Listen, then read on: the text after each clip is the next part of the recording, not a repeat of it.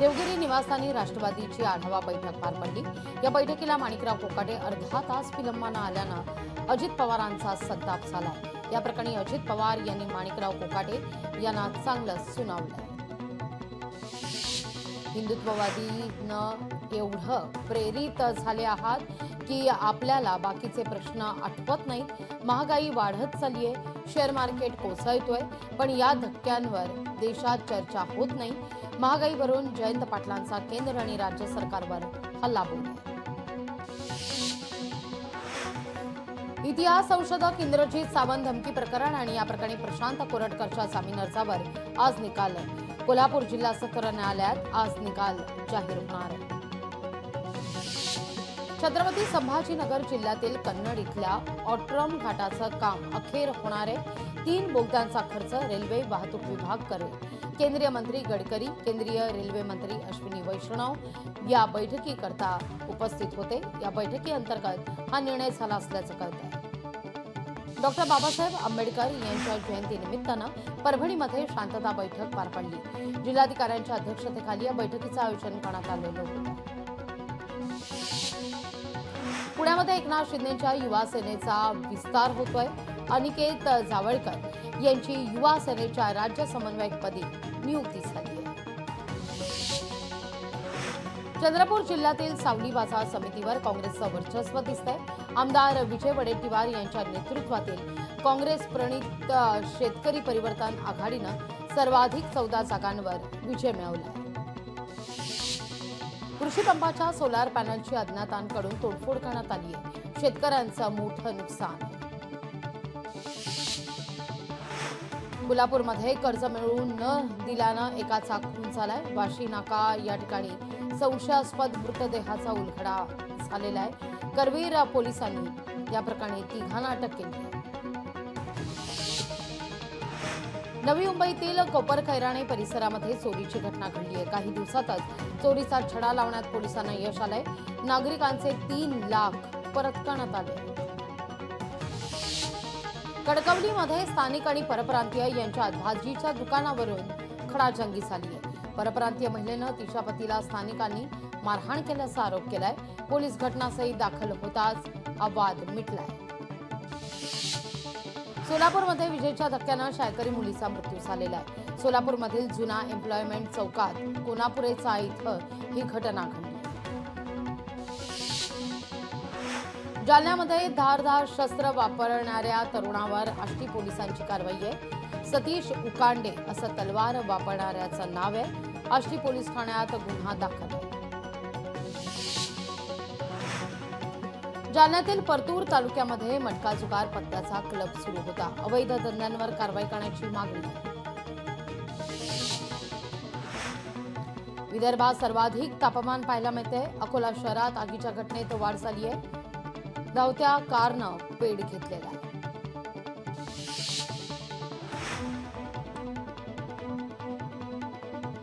पुण्यातील उरळी देवाची कचरा डेपोला भीषण आग लागली। तब्बल 13 तास ही आग धुमसत होती। अखेर आगीवर नियंत्रण मिळवण्यात आता यश आलं।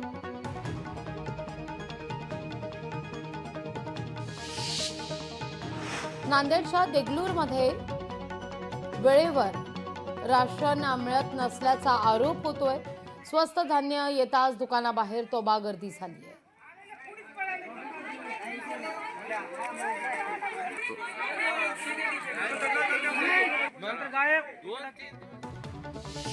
नांदेडच्या मायरानावरील आंबा थेट अमेरिकेत पोहोचतोय। केसर आंब्याला 225 रुपये किलोचा दर मिळतोय। त्याहून जास्त खरं तर हा दर आता मिळताना पाहायला मिळतो।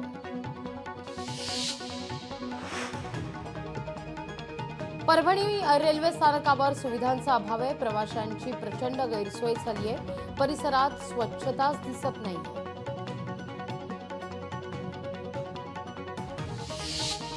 आंतरराष्ट्रीय वित्तीय संस्थांकडून कर्ज घेण्याकरता नियमावली जाहीर करण्यात आली आहे। राज्य सरकारनं ही नियमावली जाहीर केली। जायका, IBRD, ADB या बँकांचा या समावेश आहे। शासकीय विभागांना परस्पर या संस्थांकडे कर्जासाठी प्रस्ताव करता येणार नाही। अनामत रक्कम घेण्याचा रुग्णालयांना अधिकार आहे. अनामत रक्कम न घेण्याची कोणतीही कायदेशीर तरतूद नाही. इंडियन मेडिकल असोसिएशननं ही भूमिका स्पष्ट केली आहे. जयपूर मुंबई इंडिगो विमानाला बॉम्बने उडवण्याची धमकी देण्यात येते. बाथरूममध्ये पत्र सापडल्यानंतर खळबळ माजली.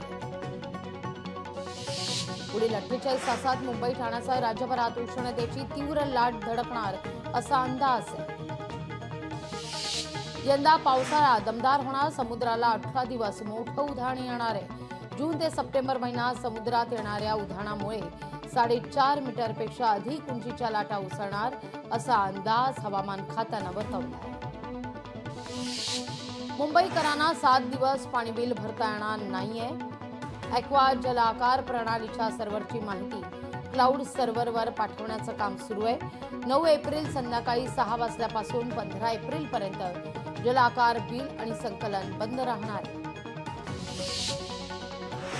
सिंधुदुर्गामध्ये आतापर्यंत 2711 वाहनांना आता HSRP नंबर प्लेट लावण्यात येत आहेत. एप्रिल 2019 पूर्वी नोंदणी झालेल्या सर्व वाहनांवर HSRP अर्थात उच्च सुरक्षा नोंदणी क्रमांक प्लेट बसवणं अनिवार्य आहे. श्री ज्योतिबाची चैत्र यात्रा यंदा शनिवारी 12 एप्रिलला होणार आहे. यंदाचं रौप्य महोत्सवी वर्ष आहे. भाविकांच्या सेवेकरता अन्नछत्र देखील या ठिकाणी आयोजित करण्यात आले आहे. लंडनमध्ये आता विठू माऊलीचं मंदिर साकारण्यात आलेलं आहे. 15 एप्रिलला पंढरपूर ते लंडन अशी जगातील सर्वात मोठी आंतरराष्ट्रीय दिंडी देखील निघणार आहे.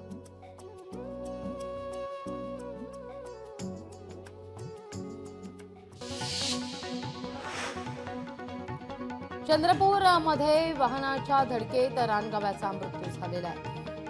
चंद्रपूर मूल मार्गावर वन्यजीवांचे जीव वाचवण्याकरता आता योजना राबवण्याची मागणी जोर धरते. कल्याण डोंबिवली महापालिकेला नवे आयुक्तपदी अभिनव गोयल यांची नियुक्ती आहे. 1 एप्रिलला इंदुराणी जाखड यांची पालघरला बदली झाल्यानंतर आयुक्तपद रिक्त होतं. ईश्वरी भिसे मृत्यू प्रकरण दीनानाथ मंगेशकर रुग्णालय परिसरात आंदोलनास बंदी आहे. पुणे पोलिसांचं हे मोठं पाऊल आहे. वर्ध्यातील विहीर आणि बोरचा ड्रायझोन अखेर हटलाय. सुमित वानखडे यांच्या प्रयत्नांना यश आलेलं आहे. आष्टी कारंजा तालुक्यातील शेतकऱ्यांना दिलासा मिळतो.